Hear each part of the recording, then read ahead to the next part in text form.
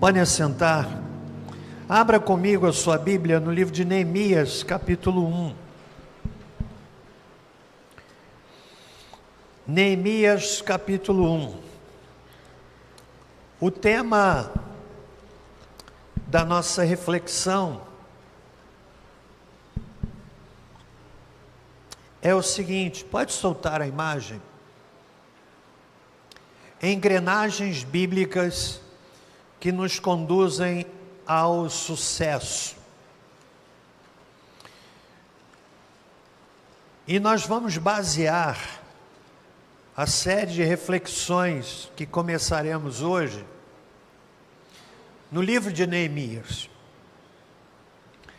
A palavra de Deus diz assim: as palavras de Neemias, filho de Racalias, no mês de Quisleu, mais ou menos novembro, dezembro, no 20º ano, estando eu na fortaleza de Suzã, veio Anani, um de meus irmãos, com alguns de Judá, e lhes perguntei pelos judeus que tinham escapado ao exílio e à cerca de Jerusalém. Eles me disseram: os que sobreviveram ao exílio e estão de volta na província, encontram-se em grande aflição e opróbrio. Os muros de Jerusalém estão derrubados e as suas portas queimadas a fogo. Quando ouvi estas palavras, assentei-me e chorei.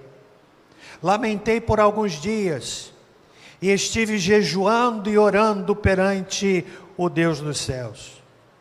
Então eu disse: ah, Senhor, Deus dos céus, Deus grande e temível, que guardas a aliança e a benignidade para com aqueles que te amam e obedecem aos teus mandamentos. Estejam atentos os teus ouvidos e os teus olhos abertos, para ouvires a oração do teu servo, que hoje faço perante ti, de dia e de noite, pelos filhos de Israel, teus servos. Faço confissão pelos pecados dos filhos de Israel, que temos cometido contra ti. Também eu e a casa de meu pai pecamos. Temos procedido perversamente contra ti, e não temos obedecido aos mandamentos, nem aos estatutos, nem aos juízos que ordenaste a teu servo Moisés. Lembra-te da palavra que ordenaste a teu servo Moisés, dizendo: se fordes infiéis, eu vos espalharei entre os povos, mas se vos voltardes para mim e obedecerdes aos meus mandamentos e os cumprirdes, ainda que os vossos exilados estejam na extremidade do céu, de lá os ajuntarei e os trarei ao lugar que escolhi para lhe fazer habitar o meu nome. Estes ainda são teus servos e o teu povo que resgataste com teu grande poder e com a tua poderosa mão. Ah, Senhor, estejam atentos os teus ouvidos à oração do teu servo e à dos teus servos que se deleitam em reverenciar o teu nome. Dá êxito a teu servo, concedendo-lhe favor perante este homem. Eu era copeiro do rei. Eu preciso inicialmente explicar o tema, porque engrenagem, ela está associada à mecânica. Aqui engenheiros, aqui pessoas que certamente conhecem o processo de fabricação de uma engrenagem. Eu tive o privilégio de estudar no Senai, no Rio, e fiz o curso de desenho mecânico. Tive o privilégio de aprender a desenhar uma engrenagem. Saber que cada dente da engrenagem, dependendo do tipo da engrenagem, a curvatura, tudo precisa ser feito com habilidade matemática, com equações que definem qual a curvatura. Hoje, provavelmente, isso é feito através de um computador. Mas o que é uma engrenagem? Engrenagem é uma peça cuja função é dar movimento a outra peça, a outra engrenagem. E assim, produzindo o movimento desejado. Você tem aí no seu relógio, se não for digital, você tem aí um conjunto de engrenagens. As engrenagens, elas estão presentes na vida da pessoa, porque elas promovem o movimento. Elas têm uma função. Por isso eu quis trazer aqui esse tema para criar assim talvez uma conexão mais atualizada, explicando o que é uma engrenagem. Quero dizer que o propósito dessa fala, desse estudo, dessa sequência, é exatamente de observarmos no livro de Neemias elementos práticos que Neemias usou e que, sob a direção de Deus, fez com que ele se tornasse vitorioso na empreitada da reconstrução dos muros de Jerusalém. Lá no capítulo 6 de Neemias, nós não vamos ler o livro todo. Hoje vamos trabalhar apenas a primeira engrenagem. A reconstrução dos muros de Jerusalém era uma obra extraordinária, gigantesca, porque eram cerca de 4.500 metros, 4,5 quilômetros de muro, numa altura que chegava entre 8 a 12 metros de altura, numa espessura que variava de 2 a 2,5 metros. O muro foi derribado, porque a leva de exilados começou com a Assíria, depois com o Império Babilônico, depois com os persas, cujo rei era Artaxerxes, conforme está aí no capítulo 2, do verso 1. E é nesse momento que Neemias então ouve como é que estão os seus, e Deus plantou no coração dele uma visão. Então eu estou explicando aqui o propósito. Falei de engrenagem, mas eu também preciso explicar o que é que a gente está entendendo aqui como sucesso. Sucesso é alcançar um alvo desejado. Sucesso é quando a gente alcança uma posição que nós idealizamos. Isso tem a ver com a vida espiritual, isso tem a ver com a vida profissional, tem a ver com a vida sentimental. Eu espero em Deus poder também, ao longo dessa fala, ajudar aqueles solteiros, especialmente mulheres, que estão como que num limbo, que chegam a determinada idade, algumas com 22 anos, 23 anos, e começam a dizer assim: eu não vou me casar mais, vou ficar para a titia.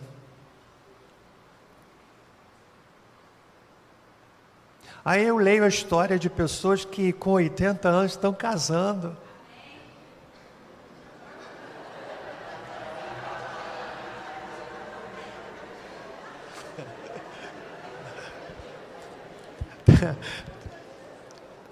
E esse amém, ele é muito bem-vindo. Sucesso tem a ver com propósito, e a gente vai trabalhar essa engrenagem que leva o indivíduo a alcançar algum objetivo na vida profissional. Tem a ver com a engrenagem que o indivíduo vai colocar e vai funcionar e vai gerar outro movimento e outro movimento para que a pessoa alcance segurança financeira. Quando eu falo de segurança financeira, não estou falando de ser rico. Há pessoas que têm um rendimento extraordinário,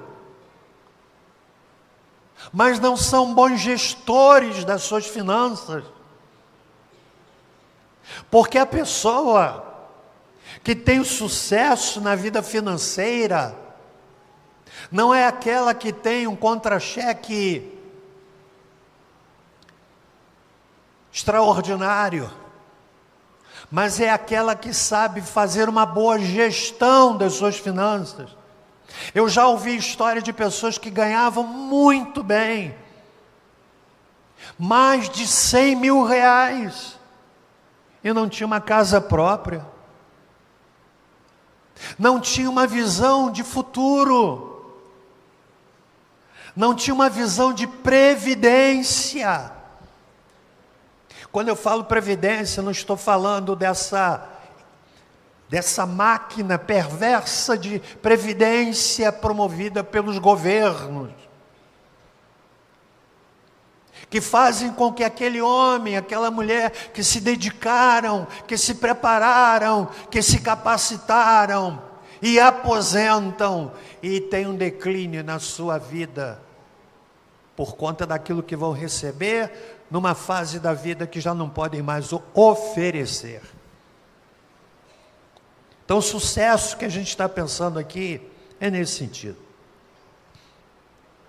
Todos desejam obter sucesso, sim ou não? Tem alguém aqui que sonha ser um fracassado? Que você pergunte assim: o que é que você quer ser? Um fracassado.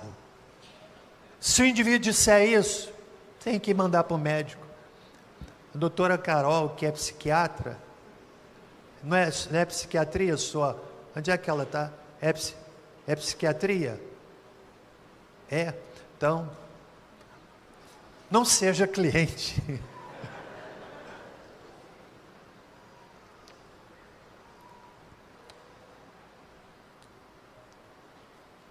Na maior parte das vezes, as pessoas não conseguem sucesso porque não têm engrenagens conectadas.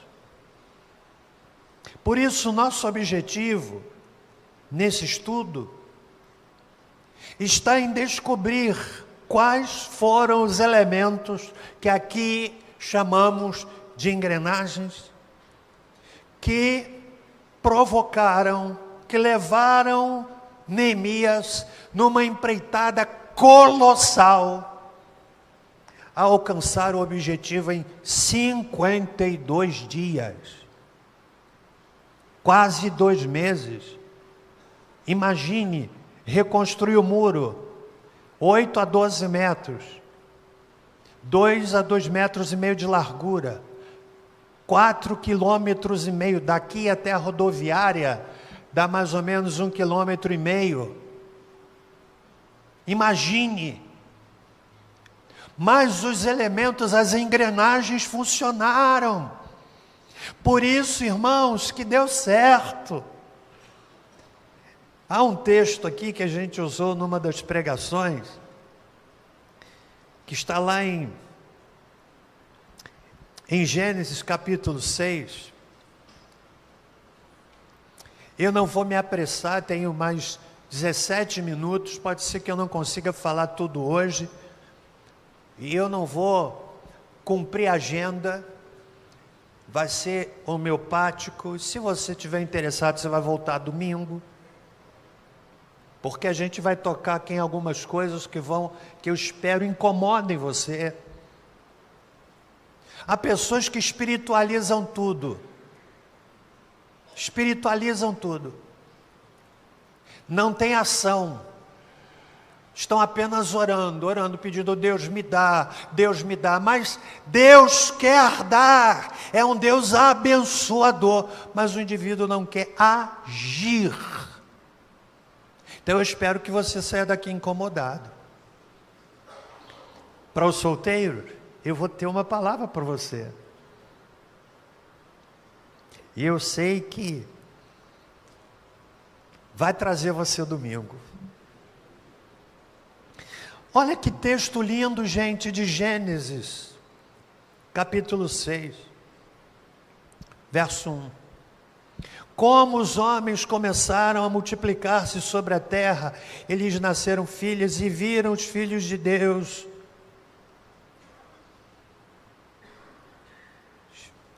Não é esse texto aqui, não.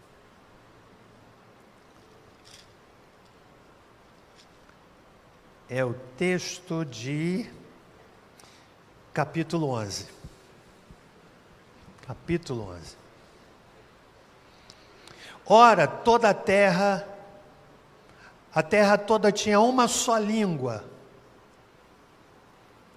Nessa época, havia só uma língua e uma só maneira de falar. Partindo eles do Oriente, acharam uma planície na terra de Sinear e habitaram ali. Disseram uns aos outros: vinde, façamos tijolos e queimemo-los bem. Os tijolos lhes serviram de pedra e o betume de cal. Olha que coisa interessante, betume, a Bíblia está apontando para evidência de petróleo. Então disseram: vinde, edifiquemos para nós uma cidade e uma torre cujo cume toque no céu, e façamos um nome para que não sejamos espalhados sobre a face de toda a terra. Mas desceu o Senhor para ver a cidade e a torre que os filhos dos homens edificavam, e disse o Senhor: olha que princípio tremendo a gente tem aqui, gente. O povo é um, e todos têm uma só língua. Isto é o que começam a fazer. Agora não haverá restrição para tudo o que eles intentam fazer. Hoje no mundo existem cerca de 7.000 línguas. Muitas já são línguas mortas. Sabe o que é a língua morta? É aquela língua falada lá num povoado, e as pessoas vão morrendo, e os novos vão saindo, e aquela língua vai se perdendo. Ao tempo de Gênesis capítulo 11, todo mundo falava a mesma língua. E o Senhor Deus está dizendo que, porque o povo tinha uma só língua e começavam a fazer a construção da torre, que na verdade era num formato de um zigurate.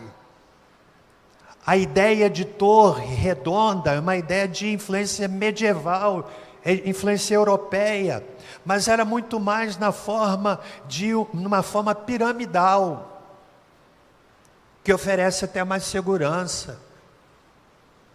E Deus disse assim: nós vamos ter que barrar isso, porque eles têm todos a mesma língua. Sabe o que eu aprendo aqui? Quando a igreja fala a mesma língua, quando nós caminhamos para o mesmo alvo, meus irmãos, não há impedimento algum. Voltando ao texto de Neemias, eu quero extrair dessas reflexões pelo menos 4 engrenagens. Volta aquela imagem inicial das engrenagens, está lá, olha. Apaga um pouquinho aqui só para ver melhor. Eu estava vendo fotos de engrenagens. Eu sei que tem gente aqui que poderia dar uma aula sobre isso, mas eu vi cada mecanismo com engrenagem dos mais variados tipos.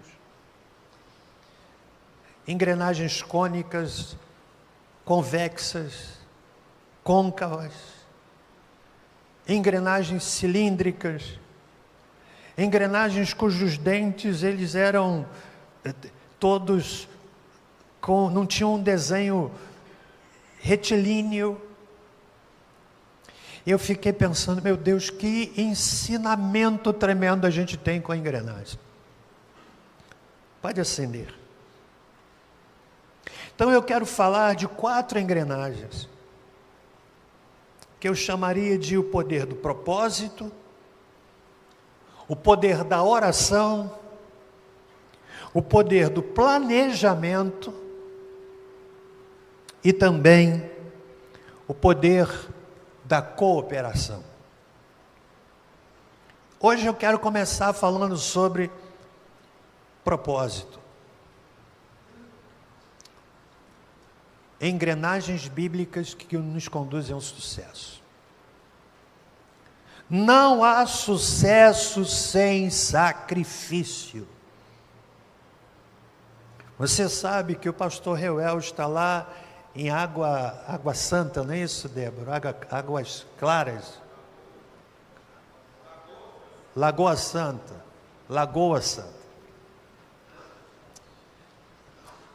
Ontem a gente falava com ele, e acorda 4h30 da manhã, liberado por volta de 11h30, e eu dizia, filho, não desista não, porque não há sucesso sem sacrifício. Eu lembro a minha nora, Raíza, que é pediatra, dizendo que para ela estudar numa universidade, fazendo curso de medicina, para não conseguir dormir, para não dormir e poder estudar, ela põe o pé dentro de uma bacia com água, para se manter desperta. Porque não há sucesso sem sacrifício. Não há sucesso sem oposição. Se você ler o livro todo de Neemias, você vai encontrar no capítulo 4 quanta oposição Neemias enfrentou. Mas quando o indivíduo tem a primeira engrenagem, que é o propósito, bem definido, ele consegue êxito. Não há sucesso sem a bênção de Deus. Salmo 127, sabe o que é que diz? Se o Senhor não edificar a casa, em vão trabalham os que a edificam. O que adianta morar numa mansão?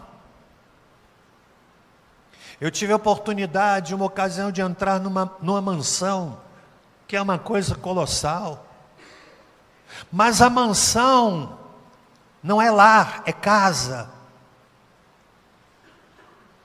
Se o Senhor não edificar, você moço, jovem casado, ou que está prestes a se casar, eu quero lhe alertar na experiência de quem está há 40 anos na estrada, casado com a mesma mulher, a quem eu amo e que me ama, e que às vezes a gente tem também as nossas diferenças, porque eu sempre estou certo.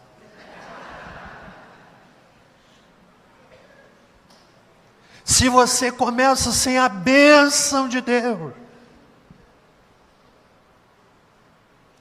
vai entrar água no seu barco. Às vezes a pessoa vai casar e pensa no buffet, na festa, no convite, e faz uma coisa para impressionar convidados. Aí os convidados comem de graça, boca livre, e ainda saem reclamando. Mas eles vão embora. Aí depois é você e a sua mulher, é você e seu marido.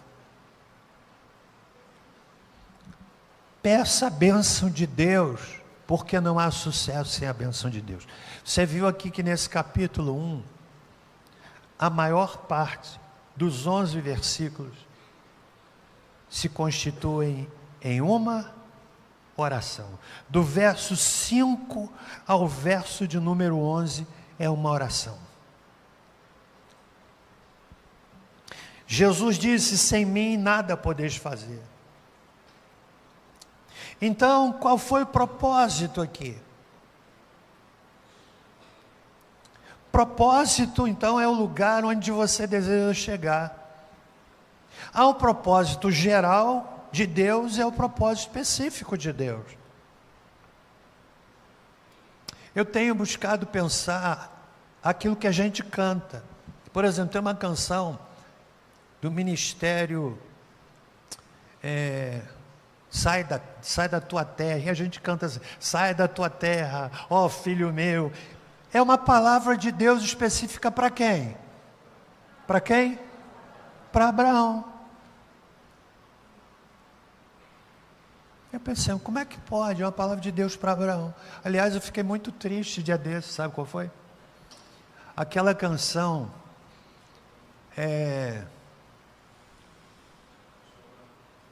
qual é?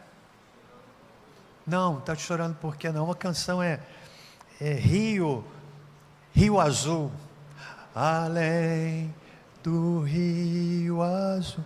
Aí eu fui ler o autor do hino, Carlos não sei o quê, fazendo umas declarações tão estranhas sobre Jesus. Aí eu fiquei pensando, meu Deus, que pena. Que pena. Quando Deus chamou Abraão, foi através de um propósito pessoal para ele.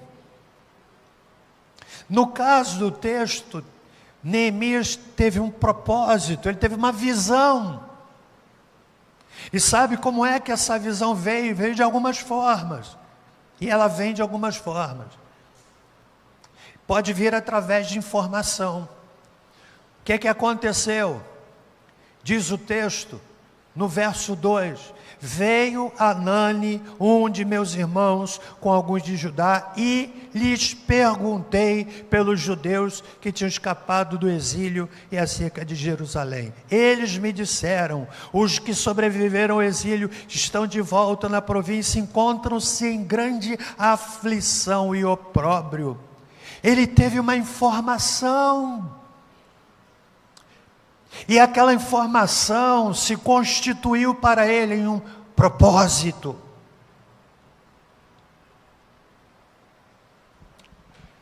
Então a gente precisa de informação. Olha como isso é interessante, por exemplo, para quem vai abrir um negócio. A pessoa quer abrir um negócio do qual ela não entende, não procurou conhecer e abre lá um negócio. Aí percebe que o negócio não dá certo. Provavelmente faltou aquilo que é básico: informação. Quantos estão entendendo o que eu estou falando? Há pessoas que têm habilidade para vender, como Lídia, vendedora de púrpura. O indivíduo que tem dificuldade para vender, como é que ele vai ser um vendedor? Há pessoas que têm dificuldade de cobrar, porque quem vende precisa aprender a cobrar. Como é que ele vai vender? Como é que ele vai ter o pagamento? Ele disse: eu tenho vergonha de cobrar. Então não vai vender. Informação. Vamos aplicar isso aqui, irmãos, na vida sentimental. A menina que quer casar. Neemias teve uma visão, um propósito, mas ele começou com informação. Aí a menina quer casar, mas não se informa sobre o varão.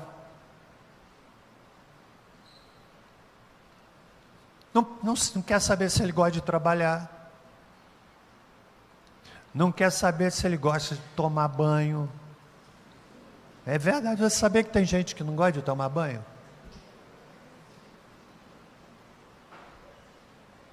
Verdade. Que usa a mesma roupa íntima o mês inteiro. Gente, eu estou falando aqui, parece que você está assim. Tem gente que faz, sabe o quê? Que põe no avesso.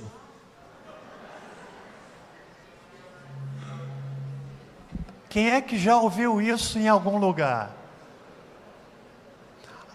Aí a pessoa não se informa.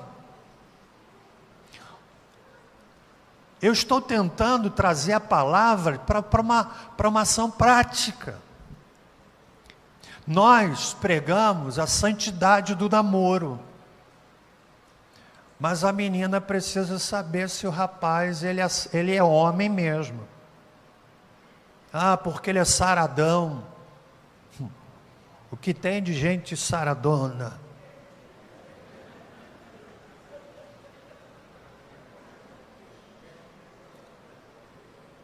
Informação. Vale para o rapaz também em relação à moça. Irmão, você está entendendo o que eu estou falando aqui? Neemias teve uma visão, ele teve um propósito. Você sabe como o propósito nasceu no coração dele? Primeiro começou com informação. O propósito, não faz sentido você ter uma experiência pessoal com Deus e não transferir isso como uma visão. Alguém chegou a dizer, um pregador americano, T.D. Jakes, extraordinário pregador, ele prega 2, 3 horas. Tivemos o privilégio de visitar aquela igreja lá no Texas. 2, 3 horas pregando, o homem prega demais. Ele disse assim uma ocasião: aquilo que incomoda você na igreja pode ser o seu chamado. Entende? Aquilo que você vê na igreja que poderia ser feito de forma melhor, aqueles que se colocam numa posição equivocada e não conseguem perceber que talvez este seja o modo, a maneira que Deus está dizendo: ei, é um propósito para você.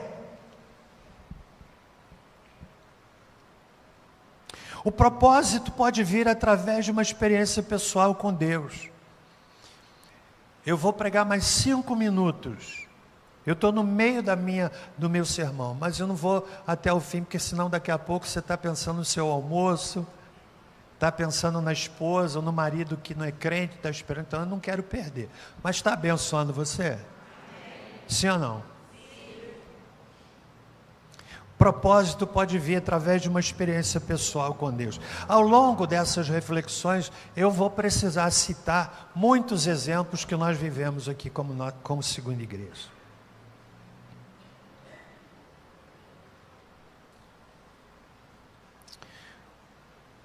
Uma ocasião, sabendo que a nossa cidade de Barra do Piraí está entre uma das cidades do estado do Rio com maior índice de separação de casais, eu me levantei de madrugada e fui para a minha sala orar. E eu comecei a falar com Deus. Porque casamento desfeito não acontece somente fora da igreja, acontece dentro da igreja, e machuca os dois que se casaram, as famílias, traz tristeza. E eu estava falando com Deus, isso era mais ou menos o mês de dezembro, e o Senhor falou ao meu coração: convoco o meu povo para ir para a rua. Eu me lembro de ter procurado, a primeira pessoa que eu procurei foi o pastor Judson, a quem eu admiro. Pastor, Deus colocou isso no meu coração. Aí fui falando com outros. Gente, nunca houve em Barra do Piraí um evento que parasse a maioria das igrejas num domingo à noite. Quem é que se lembra disso? Foi a primeira caminhada da família. Cerca de 10.000 pessoas na rua falando sobre família. Começou por meio de uma visão. Eu sei que um dia isso vai acabar, porque há visões que são perenes e outras são temporárias. Neemias teve um propósito plantado por meio de uma experiência pessoal. O propósito de Deus para uma pessoa ou uma igreja não significa que seja o propósito de Deus para todas as pessoas e todas as igrejas. Irmãos, nós aprendemos muito com a Igreja Batista Atitude, mas eu não quero ser Igreja Batista Atitude, eu sou segunda Igreja Batista de Barra do Piraí e ponto final.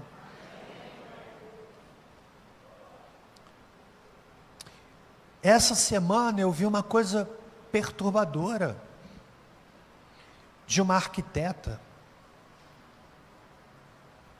Ela considerando algo que eu nunca tinha pensado, dizendo mais ou menos assim: parece que a igreja desta geração está cada vez mais sendo construída como lugar, cada vez menos construído como lugar de adoração, e sim como lugar de consumo.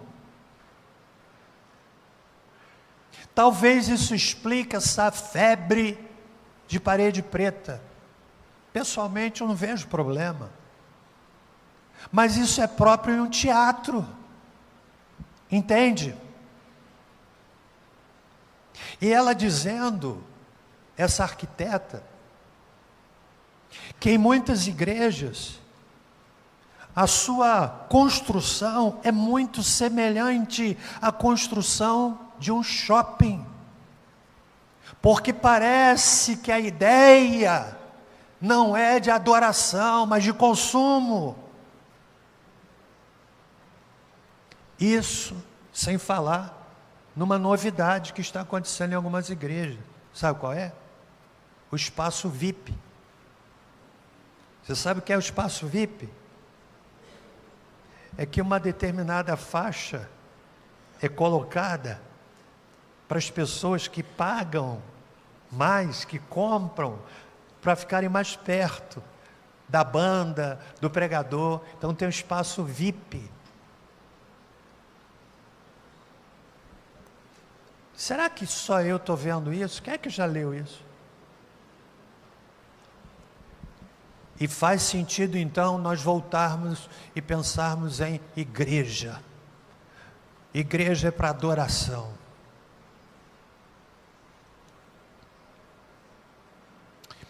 Eu vou parar aqui porque eu já cumpri o tempo que eu lhe pedi. Vou repetir. Eu vou parar aqui porque já foi até onde o tempo que eu lhe pedi.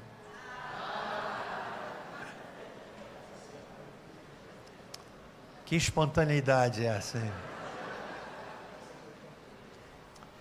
Se você puder ler em casa o livro de Neemias, nós vamos estudar o capítulo 1, capítulo 2, capítulo 3 de Neemias.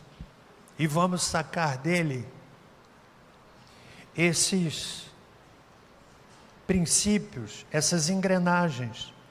Eu vou falar ainda do poder do propósito.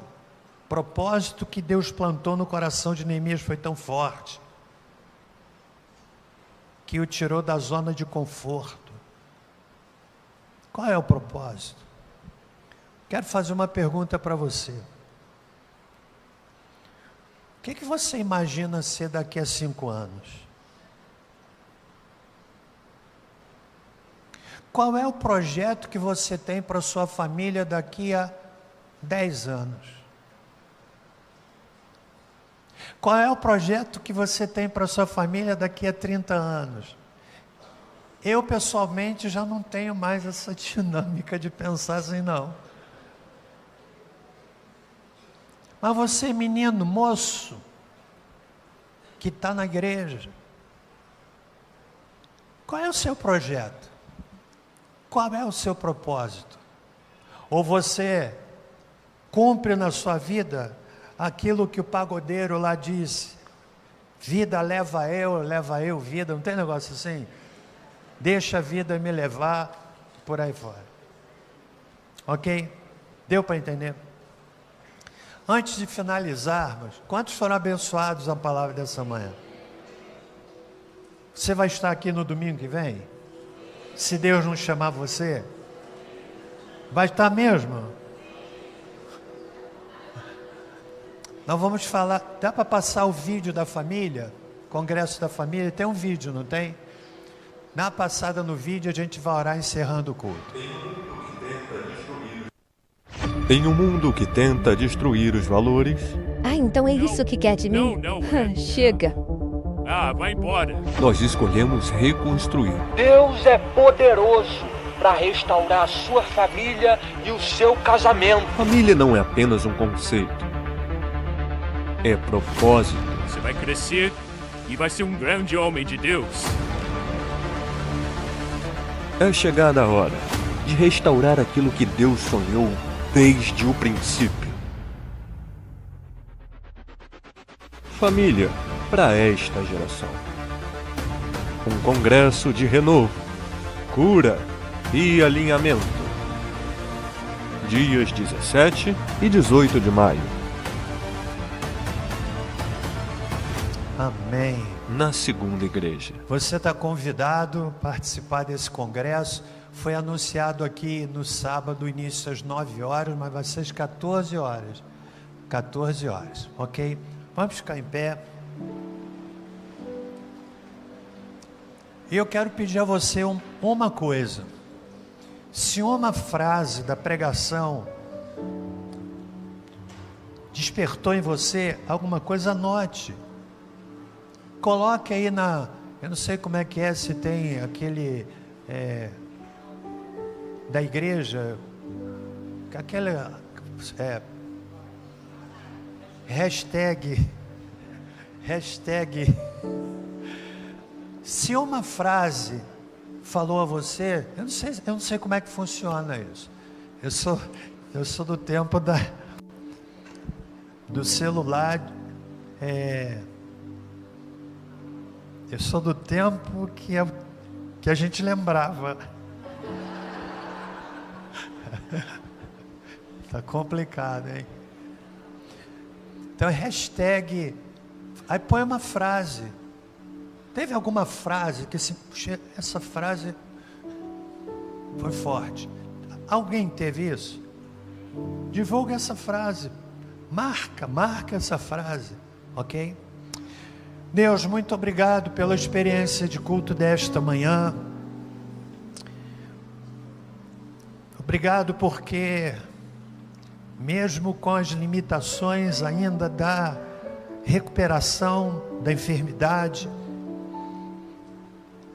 podemos compartilhar algumas coisas com a igreja, no intuito, Senhor, de ajudar os meus irmãos. O livro de Neemias é o livro de maior impacto de gerenciamento de pessoas. É um manual de gerenciamento de vida. É um dicionário de construção de um projeto.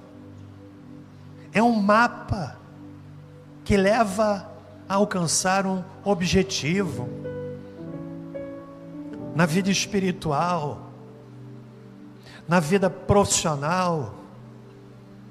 Quantos estão, Pai, andando em redor, estão marcando passo no mesmo lugar, porque não tem claro para si qual é o propósito. E quem não compreende propósito não vai a lugar algum, ou pior,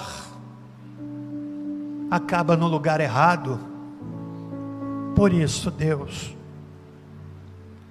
que a palavra dessa manhã, em nome do Senhor Jesus, possa ter ajudado esta congregação. E agora que o amor de Deus, nosso Pai, a graça salvadora de Jesus Cristo e a doce consolação do Espírito Santo conosco sejam, com todo o povo de Deus, pela face da terra espalhado, desde agora e para todo sempre. Amém. Abençoe a pessoa ao seu lado. Vá em paz.